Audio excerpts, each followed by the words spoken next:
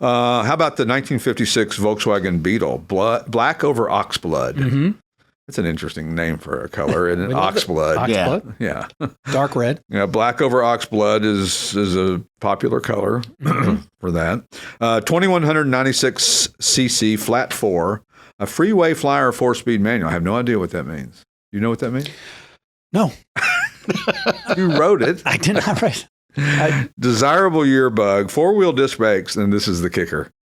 Rockford Fosgate stereo. I like that. Those things. I remember when that brand came out. Mm-hmm. That was like high end. That and Nakamichi. These 50s Beetles are hot in the market. Right? They are really hot, and for some reason they've become.